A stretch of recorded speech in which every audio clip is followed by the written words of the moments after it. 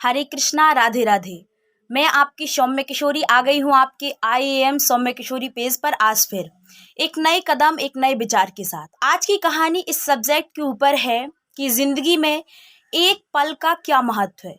आप चाहें तो एक पल के डिसीजन में आपकी जिंदगी बदल सकती है और एक पल के डिसीजन में ही आपकी जिंदगी बर्बाद भी हो सकती है। सो जानिए एक पल का क्या महत्व है। आइए सीखते हैं कि बहु बीती थोड़ी बची, पल पल गई बिताए और एक पलक के काढ़ने काहे कलंक लग जाए। आज की कहानी स्टार्ट होती है एक राजा से। एक राजा था बहुत बड़े राज्य का। उसे बहुत समय हो गया था राज्य को भोगते हुए। उसके बाल भी सफेद हो गए थे। और जैसे कहा जाता है कि नहीं, रामायण में दशरथ जी के यहाँ के बाल सफेद हो गए थे, वैसे ही उसके भी यहाँ के बाल सफेद हो गए थे। उसका मतलब यह होता है कि आप वृद्धावस्था की प्रथम सीढ़ी को पार करने वाले हैं। इसका मतलब यह होता है। तो उसके बाल सफेद हो गए थे, लेकिन उसे अभी भी लालसा थी राज्य को भोगने की। इसलिए उसने एक बार बहुत बड़ा कार्यक्रम किया, जिस कार्यक्रम में दूर दूर के राजाओं को बुलवाया। उसमें राजकुमारी भी बैठी थी, राजकुमार भी बैठा था और गुरु को भी बुलाया अपने। मुजरा का कार्यक्रम था, पूरी रात चलने वाला था। वैश्या आई एक नृत्य करने के लिए। पूरी रात्रि यह कार्यक्रम चला। रात के 3 बज गए थे, मतलब सुबह भोर होने वाली थी, 3-4 बज गए थे। अभी भी नृत्य कर रही थी। उसे अभी तक कुछ नहीं मिला था। तो जो तबला वाला था, उसकी जो ताल थी ना, वो धीमी होने लगी। तो नर्तकी ने सोचा कि अभी तक कुछ नहीं मिला है। हालांकि गुरुजी को कुछ स्वर्ण मुद्राएं राजा ने दी थी कि यदि समय आने पर आपको अच्छा लगे तो आप इसे दे सकते हैं। गुरुजी ने भी अभी कुछ नहीं दिया था, किसी भी राजा ने उसे कुछ नहीं दिया था। अब नर्तकी का उत्साह है जो गिरने लगा, लेकिन उसने सोचा कि बस थोड़े समय की बात है, क्यों इतनी मेहनत को पानी फेरें। लेकिन जो तबला वाला था वो ऊँघने लगा। तो नर्तकी ने एक दोहा गाया। उस दोहे को ध्यान से सुनिए, क्योंकि एक ही कहते हैं, शब्द से खुशी, शब्द में गम, और शब्द ही पीड़ा, शब्द ही मरहम। शब्दों का खेल है। यदि आपको शब्दों का खेल समझ में आ गया तो आपकी जिंदगी में बहुत परिवर्तन हो सकता है। उस नर्तकी ने एक दोहा गाया कि बहु बीती थोड़ी बची और पल पल गई बिताए और एक पलक के काढ़ने काहे कलंक लग जाए। स्वर से गा रही थी। तबले वाले ने जैसे ही सुना, उसकी समझ में आया कि नर्तकी सच ही तो कह रही है कि मैं अंतिम समय में ऊँघने लगा, पूरा खेल, जितनी मेहनत है, सब बर्बाद हो जाएगा। तो उसने समझा कि बहु बीती थोड़ी बची, पल पल गई बिताए और ताल भंग मत करियो नहीं तो जीवन दाग लग जाए। उसने ताल को बहुत तेज ठोकना स्टार्ट किया। अच्छा नृत्य बजने लगा, वो डांस करने लगी।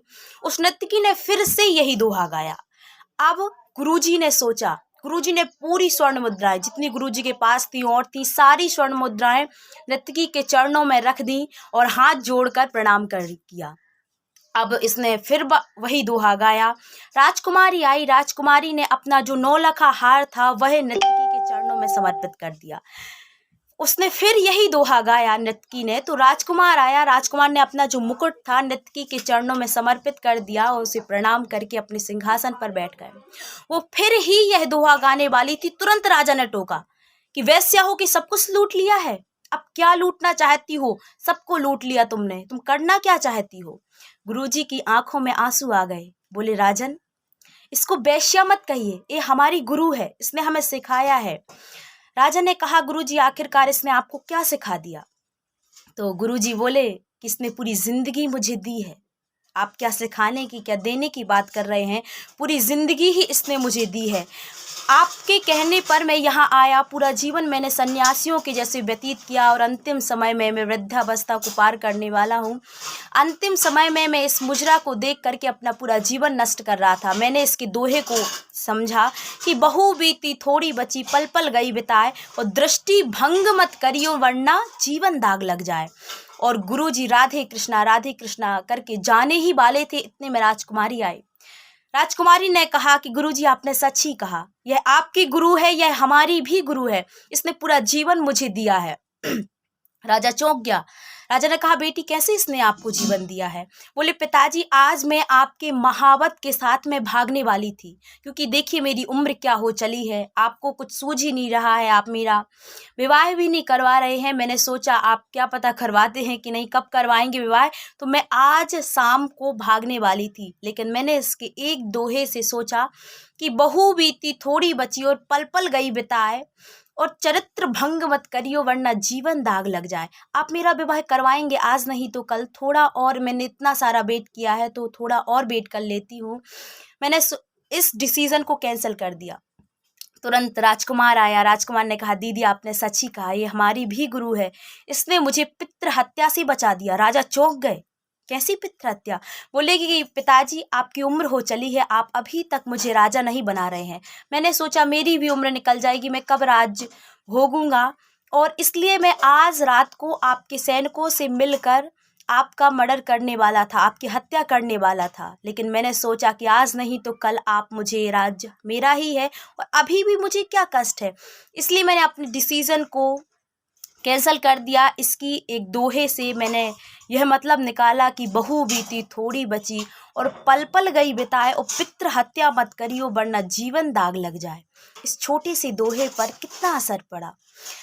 राजा भी ने तुरंत राजकुमार का अभिषेक कर दिया और राजा बना दिया। गुरुजी भी थे, समस्त राजा थे, तुरंत राजा बना दिया। राजकुमारी से कहा कि जो जो तुम्हें जो भी पसंद आए, जो इतने सारे राजा हैं, जो भी पसंद आए उसके गले में तुम वरमाला डाल सकती हो। राजकुमारी का धूमधाम से विवाह कराया गया और गुरुजी के साथ राजन संन्यास ग्रहण कर लिया राजन ने, और गुरुजी के साथ हरे कृष्णा हरे कृष्णा हरे कृष्णा कहते हुए चले गए।